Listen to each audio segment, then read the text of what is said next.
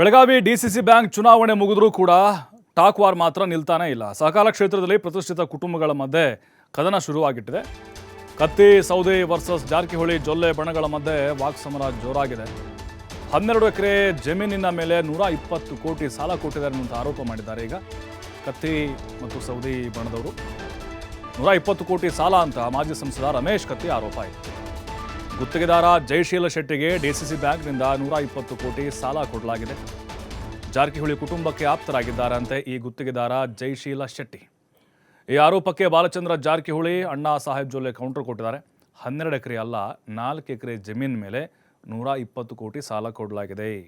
ಜಯಶೀಲ ಶೆಟ್ಟಿ ಬೆಳಗಾವಿಯ ಶ್ರೀನಗರದಲ್ಲಿ 4 ಎಕರೆ ಜಾಗ ಹೊಂದಿದ್ದಾರೆ. ಶ್ರೀನಗರದಲ್ಲಿ ಒಂದು ಗುಂಟೆಗೆ ಅಂದರೆ ಪ್ರತಿ ಗುಂಟೆಗೆ ಪ್ರಸ್ತುತ ಮಾರ್ಕೆಟ್ ರೇಟು 1 ಕೋಟಿ ಇದೆ. 1 ಕೋಟಿ, ಹಾಗಾಗಿನೇ ಸಾಲ ಕೊಡಲಾಗಿದೆ. ಬಡ್ಡಿ ಪಾವತಿಯೂ ಆಗ್ತಿದೆ ಅಂತ ಕೌಂಟರ್ ಕೊಟ್ಟಿದ್ದಾರೆ. ಎಲ್ಲ ಮಾಧ್ಯಮದ ಸ್ನೇಹಿತರಿಗೆ ಸ್ವಾಗತ ಬಯಸುತ್ತಾ ಇವತ್ತು ವಿಶೇಷವಾಗಿ ನಮ್ಮ ಬ್ಯಾಂಕಿನ ಅಧ್ಯಕ್ಷರಾದ ಸನ್ಮಾನ್ಯ ಅಣ್ಣಾ ಸಾಹೇಬ್ ಜೊಲ್ಲೆ ಅವರು, ಉಪಾಧ್ಯಕ್ಷ ರಾಜೀವ್ ಕಾಗೆ ಅವರು, ಎಲ್ಲ ಆಡಳಿತ ಮಂಡಳಿ ಸದಸ್ಯರು ಸೇರಿ ಇವತ್ತು ಮಾಧ್ಯಮ ಜೊತೆ ಡಿಸಿಸಿ ಬ್ಯಾಂಕ್ ಕೆಲವೊಂದು ವಿಚಾರ ನಮ್ಮ ಜೊತೆ ಹಂಚ್ಕೋಬೇಕಂತೇಳಿ ಇವತ್ತು ನಾವೆಲ್ಲ ಪ್ರೆಸ್ ಮೀಟ್ ಕರೆದಿದ್ವಿ. ಅದಕ್ಕೆ ತಮಗೆಲ್ಲ ಮತ್ತೊಂದು ಎಕ್ಸರ್ ಶುರು ಮಾಡ್ತಾರೋ, ಆಮೇಲೆ ನಾವು ಉಳಿದವರೆಲ್ಲ ಮಾತಾಡ್ತೀವಿ.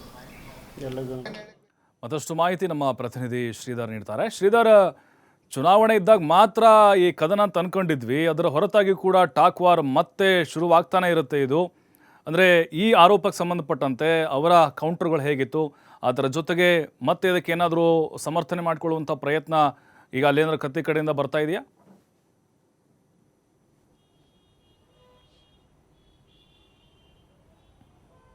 ಪ್ರಭು, ಬೆಳಗಾವಿ ಡಿಸಿಸಿ ಬ್ಯಾಂಕ್ ಚುನಾವಣೆ ಮುಗಿದೋಗಿದೆ. ಬೆಳಗಾವಿ ಡಿಸಿಸಿ ಬ್ಯಾಂಕ್ ಈಗ ಜಾರಕಿಹೊಳಿ ಸೋದರ ಹಿಡಿದಲ್ಲಿರ್ತಕ್ಕಂಥದ್ದು. ಈಗ ಬೆಳಗಾವಿ ಡಿಸಿಸಿ ಬ್ಯಾಂಕ್ ಅಧ್ಯಕ್ಷರಾಗಿ ಅಣ್ಣಾ ಸಾಹೇಬ್ ಜೊಲ್ಲೆ ಕಾರ್ಯನಿರ್ವಹಿಸ್ತಾ ಇದ್ದಾರೆ. ಜಾರಕಿಹೊಳಿ ಬಣದಲ್ಲಿ 13 ಜನ ನಿರ್ದೇಶಕರಿದ್ದಾರೆ. ಇದನ್ನು ವಿರೋಧಿ ಬಣ ಅಂದರೆ ಈಗ ಲಕ್ಷ್ಮಣ್ ಸವದಿ ಜೊತೆಗೆ ರಮೇಶ್ ಕತ್ತಿ ಸೇರಿದಂತೆ ಇದೊಂದು ವಿರೋಧಿ ಬಣ ಆಗಿರ್ತಕ್ಕಂಥದ್ದು. ಈ ಎರಡೂ ಬಣಗಳ ಮಧ್ಯೆ ಜಿದ್ದಾಜಿದ್ದನ್ನು ರಾಜಕಾರಣ ಅದು ಮುಂದುವರೆದಿದೆ ಅಂತ ಹೇಳ್ಬೋದು. ಇಲ್ಲಿವರೆಗೆ ಏನಂದರೆ ಜಾರಕಿಹೊಳಿ ಕುಟುಂಬದ ಬಣ ಇದೆ, ಆ ಬಣದ ವಿರುದ್ಧ ಒಂದಿಷ್ಟು ಆರೋಪಗಳನ್ನು ರಮೇಶ್ ಜಾರಕಿಹೊಳಿ ಪ್ರಮುಖವಾಗಿ ರಮೇಶ್ ಕತ್ತಿ ಆಗಿರ್ಬೋದು ಮತ್ತು ಮಹಾಂತೇಶ್ ಕಡಾಡಿ ಗಂಭೀರವಾದಂಥ ಆರೋಪಗಳು ಮಾಡಿದರು. ಈ ಆರೋಪಗಳಿಗೆ ಎಲ್ಲಿಯೂ ಕೂಡ ಪ್ರತಿಕ್ರಿಯೆ ಕೊಟ್ಟಿರಲಿಲ್ಲ.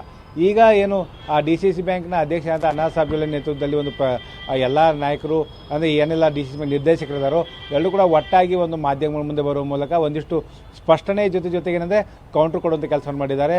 ಈಗ ರಮೇಶ್ ಪ್ರಮುಖವಾಗಿ ರಮೇಶ್ ಕತ್ತಿಯ ಆರೋಪಗಳಿಗೆ ಪ್ರಮುಖವಾಗಿ ಬಾಲಚಂದ್ರ ಜಾರಕಿಹೊಳಿ ತಿರುಗೇಟು ಕೊಟ್ಟಿರ್ತಕ್ಕಂಥದ್ದು.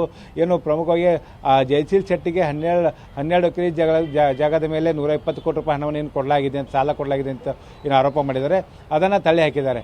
ಯಾಕಂದರೆ 4 ಎಕರೆ ಬೆಳಗಾವಿ ನಗರದ ಶ್ರೀನಗರದಲ್ಲಿರ್ತಕ್ಕಂಥ 4 ಎಕರೆ ಜಾಗದ ಮೇಲೆ 120 ಕೋಟಿ ರೂಪಾಯಿ ಸಾಲವನ್ನು ಕೊಡಲಾಗಿದೆ. ಆ ಜಾಗದ ಬೆಲೆ ಕೋಟ್ಯಾಂತರ ರೂಪಾಯಿ ಇರ್ತಕ್ಕಂಥದ್ದು. 1 ಗುಂಟೆಗೆ ಪ್ರಮುಖವಾಗಿ 1 ಕೋಟಿ ರೂಪಾಯಿ ಅಷ್ಟು ಬೆಲೆ ಬಾಳುವಂಥ ಸ್ಥಳ ಇರ್ತಕ್ಕಂಥದ್ದು. ಅದನ್ನು ಆಧರಿಸಿ ಅವರಿಗೆ ಸಾಲವನ್ನು ಕೊಡಲಾಗಿದೆ. ಜೊತೆಗೆ ಈಗಾಗಲೇ 8 ಕೋಟಿ ರೂಪಾಯಿ ಆ ಬ್ಯಾಂಕಿಗೆ ಭರಿಸಬೇಕಾದಂಥ ಬಡ್ಡಿಯನ್ನು ಈಗಾಗಲೇ ಜಯಶೀಲ್ ಶೆಟ್ಟಿ ಭರಿಸಿದ್ದಾರೆ ಅನ್ನೋಂಥ ಮಾತನ್ನು ಇಲ್ಲಿ ಪ್ರಮುಖವಾಗಿ ಬಾಲಚಂದ್ರ ಜಾರಕಿಹೊಳಿ ಹೇಳುವಂಥದ್ದು. ಅದ್ರ ಜೊತೆಗೆ ನೀರಾವರಿ ಇಲಾಖೆ ಬೇರೆ ಬೇರೆ ಕಾಮಗಾರಿಯನ್ನು ಕೂಡ ಗುತ್ತಿಗೆದಾರ ಮಾಡಿದ್ದಾರೆ. ಸರ್ಕಾರದಿಂದ 700 ಕೋಟಿ ರೂಪಾಯಿ ಹಣ ಈ ಗುತ್ತಿಗೆದಾರರಿಗೆ ಬಾಕಿ ಬರಬೇಕಾಗಿದೆ. ಆ ಹಣ ಬಂದ ಕೂಡಲೇ ಮೊದಲಿಗೆ ಬ್ಯಾಂಕ್ನಲ್ಲಿರ್ತಕ್ಕಂಥ ಈ ಸಾಲವನ್ನು ಸಂಪೂರ್ಣವಾಗಿ ಪಾವತಿ ಮಾಡುವುದಾಗಿ ಕೂಡ ಜಯಶೀಲ್ ಶೆಟ್ಟಿ ಹೇಳಿದ್ದಾರೆ ಅನ್ನೋಂಥ ಮಾತನ್ನು ಕೂಡ ಬಾಲಚಂದ್ರ ಜಾರಕಿಹೊಳಿ ಹೇಳಿರ್ತಕ್ಕಂಥದ್ದು.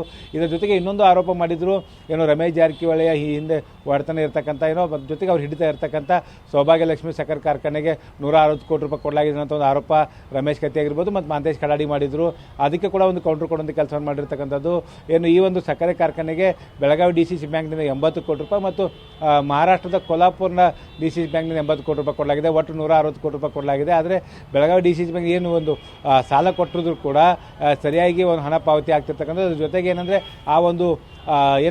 ಸಾಲ ಕೊಟ್ಟಿರ್ತಕ್ಕಂಥ ಕಾರಣಕ್ಕಾಗಿ 700 ಕೋಟಿ ರೂಪಾಯಿ ಮೌಲ್ಯದ ಆಸ್ತಿಯನ್ನು ಇಲ್ಲಿ ಪ್ಲೇಸ್ ಕೂಡ ಮಾಡಲಾಗಿದೆ. ಹಾಗಾಗಿ ಬ್ಯಾಂಕ್ನಿಂದ ಯಾವುದೇ ರೀತಿಯ ದಿವಾಳಿ ಆಗುವಂಥದ್ದಾಗಿರ್ಬೋದು ಅಥವಾ ಬ್ಯಾಂಕ್ ನಷ್ಟ ಬರುವಂಥ ಯಾವುದೇ ರೀತಿಯ ಇಲ್ಲಿ ಆ ರೀತಿಯ ಯಾವುದೇ ರೀತಿಯ ಸನ್ನಿವೇಶ ಇಲ್ಲ ಅನ್ನುವಂಥ ಮಾತನ್ನು ಸ್ಪಷ್ಟಪಡಿಸುವಂಥ ಕೆಲಸವನ್ನು ಈಗ ಡಿಸಿಸಿ ಬ್ಯಾಂಕ್ ಅಧ್ಯಕ್ಷರು ನಿರ್ದೇಶಕರು ಮಾಡಿರ್ತಕ್ಕಂಥದ್ದು. ಯಾಕಂದರೆ ಇದೇ ಕಾರಣಕ್ಕೆ ಅಣ್ಣಾ ಸಾಹೇಬ್ ಜೊಲ್ಲೆ ಮಾತನ್ನು ಹೇಳ್ತಾರೆ, ಡಿಸಿಸಿ ಬ್ಯಾಂಕ್ನಲ್ಲಿ ಅಧಿಕಾರಕ್ಕೆ ಬಂದ 3 ತಿಂಗಳಲ್ಲಿ 500 ಕೋಟಿ ರೂಪಾಯಿ ಠೇವಣಿ ಹೆಚ್ಚಾಗಿರ್ತಕ್ಕಂಥದ್ದು. 5,500 ಕೋಟಿ ರೂಪಾಯಿ ಠೇವಣಿ ಹೆಚ್ಚಾಗಿದೆ.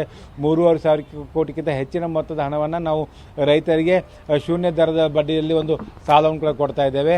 ಜೊತೆಗೆ ಯಾರಿಗೇನು ಸಾಲ ಕೊಡ್ತೀವೋ ಸಾಲ ಸಾಲವನ್ನು Okay. ಭರಿಸುವಂಥ ಶಕ್ತಿ ಇದ್ದಂಥವ್ರಿಗೆ ಮಾತ್ರ ಈ ಒಂದು ಸಾಲವನ್ನು ಕೊಡ್ತೇವೆ. ಕೇವಲ ನಮ್ಮ ಆಪ್ತರು ಅಷ್ಟೇ ಅಲ್ಲ, ಆತ ಲಕ್ಷ್ಮಣ ಸವದಿ ಆಗಿರ್ಬೋದು, ಜೊತೆಗೆ ರಮೇಶ್ ಕತ್ತಿ ಆಗಿರ್ಬೋದು, ಅವರು ಕೂಡ ಸಾಲವನ್ನು ಪಡೆದುಕೊಂಡಿದ್ದಾರೆ. ಅವರು ಕೂಡ ಆ ಸಾಲವನ್ನು ಪಾವತಿ ಮಾಡುವಂಥ ಕೆಲಸವನ್ನು ಮಾಡಿದ್ದಾರೆ. ಹೀಗಾಗಿ ಬ್ಯಾಂಕಿನ ಬಗ್ಗೆ ಅಪಪ್ರಚಾರ ಮಾಡಿದ್ದಾದರೆ ನಾವು ಏನು ಕಾನೂನು ರೀತಿ ಹೋರಾಟವನ್ನು ಮಾಡ್ತೀವಿ. ಈಗಾಗಲೇ ಏನು ಮಹಂತೇಶ್ ಕಡಾಡಿ ವಿರುದ್ಧ ಲೀಗಲ್ ನೋಟಿಸನ್ನು ಕೊಟ್ಟಿದ್ದೇವೆ. ಒಂದು ವೇಳೆ ಬಹಿರಂಗವಾಗಿ ಕ್ಷಮೆ ಯಾಚನೆ ಮಾಡ್ತಿದ್ರೆ ಮಾನನಷ್ಟ ಮೊಕದ್ದಮೆ ದಾಖಲಿಸ್ತೇವೆ ಅನ್ನೋ ಮಾತನ್ನು ಕೂಡ ಹೇಳಿರ್ತಕ್ಕಂಥದ್ದು. ಪ್ರಭು, ಥ್ಯಾಂಕ್ ಯು ಶ್ರೀಧರ್ ಮಾಹಿತಿಗಾಗಿ. ಇವತ್ತು ನಾವೆಲ್ಲ ಪ್ರೆಸ್ ಮೀಟ್ ಕರೆದಿದ್ವಿ. ಅದಕ್ಕೆ ತಮಗೆಲ್ಲ ಮತ್ತೊಂದು ಶುರು ಮಾಡ್ತಾರೋ, ಆಮೇಲೆ ನಾವು ಉಳಿದವರೆಲ್ಲ ಮಾತಾಡ್ತೀವಿ. ಹೇಳಕ್ ಬಯಸ್ತೀರಿ ಅಧ್ಯಕ್ಷರೇ, ಈ ಬ್ಯಾಂಕಿನ ಡಿಪಾಸಿಟರ್ಗಳಿಗೆ ಮತ್ತು ರೈತರಿಗೆ ಬ್ಯಾಂಕಿನ ವ್ಯವಹಾರದ ಬಗ್ಗೆ ಕೊನೆಯದಾಗಿ ಏನು ಹೇಳಕ್ ಬಯಸ್ತೀರಿ?